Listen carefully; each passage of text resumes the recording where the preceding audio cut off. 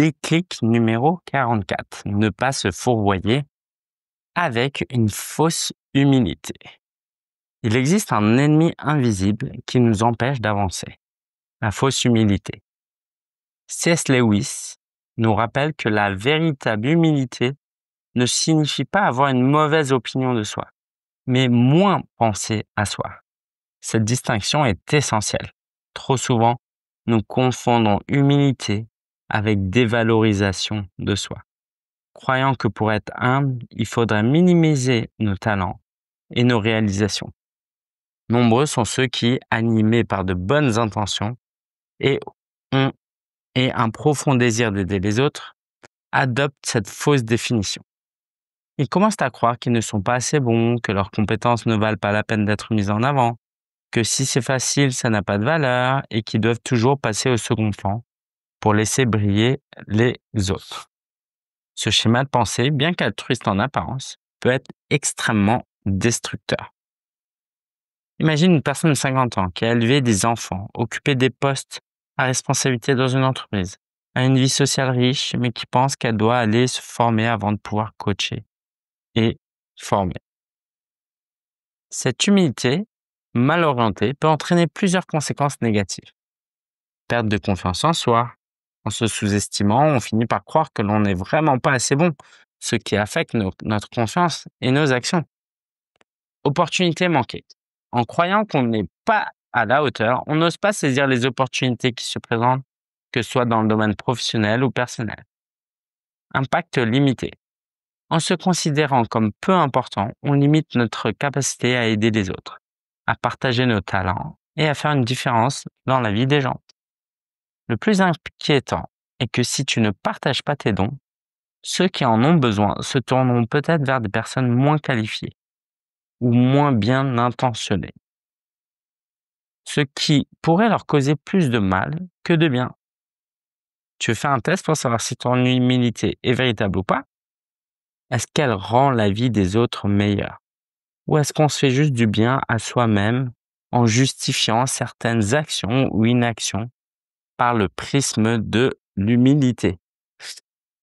Alors, en relisant ce chapitre, je me suis rendu compte que j'ai essayé de de parler avec un langage plus soutenu, et en tout cas, le message, il est assez clair, OK? Je vais essayer de te partager ça avec, d'autres mots. Ce que je veux dire par là, c'est que souvent, on se dévalorise et on pense que c'est de l'humilité. Un souvenir, hein, c'était, on faisait un tournoi de futsal, il y a un mois environ, même pas, il y a 3-4 semaines.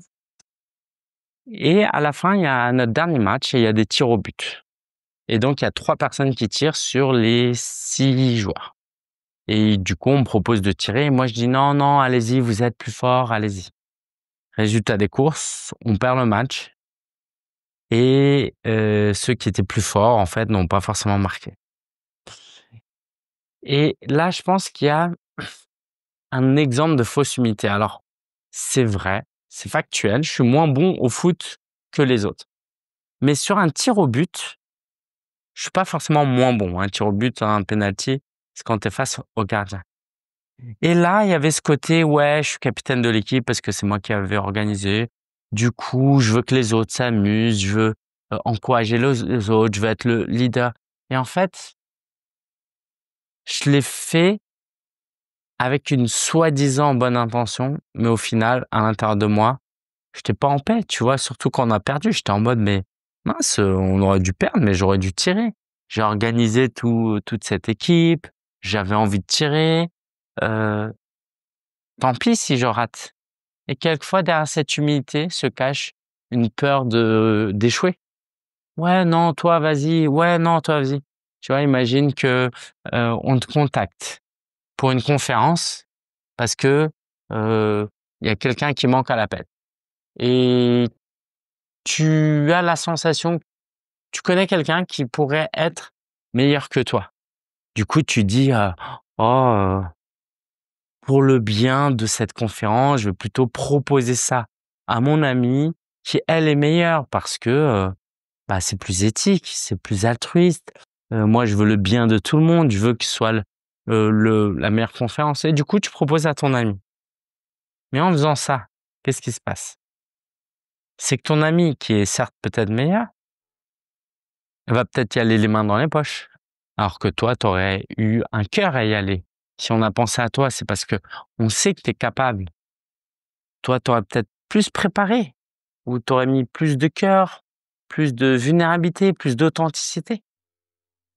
Et parce que ton envie aurait été plus grande, au final, ta conférence aurait été meilleure. Et cette fausse humilité de dire les autres sont meilleurs, je vais plus laisser les autres faire, eh ben en fait, elle te fait du mal. Parce que d'une, t'en sais rien, l'autre n'est pas forcément meilleur. Et puis, bah, tu perds en confiance parce qu'au final, tu as des remords et tu vas même te retrouver peut-être à en vouloir à cet ami et c'est pas de sa faute, c'est toi qui lui as proposé cette place. Et ça, c'est le genre de comportement très typique des gens qui sont dans le coaching. C'est pour ça que je veux prendre le temps de t'en parler. Et moi, je l'ai vécu. Je l'ai vécu, aussi, il y avait des fois où par fausse humilité, je suis en mode: «Oh mais tu sais, n'hésite pas à prendre un appel chez un tel et un tel et puis compare et puis comme ça, si on est le meilleur programme, tu signes chez nous». Donc ça partait d'une bonne intention, mais en fait, c'est une fausse humilité. Si je crois vraiment que je peux l'aider, est-ce que la personne a vraiment besoin de faire le tour, de tous mes concurrents pour prendre la meilleure décision? Derrière des apparences d'altruisme et d'éthique commerciale, c'est plus un manque de confiance en soi et une peur d'échouer, tu vois? Je préfère qu'elle aille chez un concurrent plutôt qu'elle me dise non. Bref, tu vois un peu tout le truc qu'il pourrait y avoir, donc j'aimerais vraiment attirer ton attention sur ça. Et si c'est le genre de choses que tu vis et que tu aimerais résoudre et tu aimerais te faire coacher sur ça, tu sais où nous trouver. Je te dis à demain. Ciao, ciao.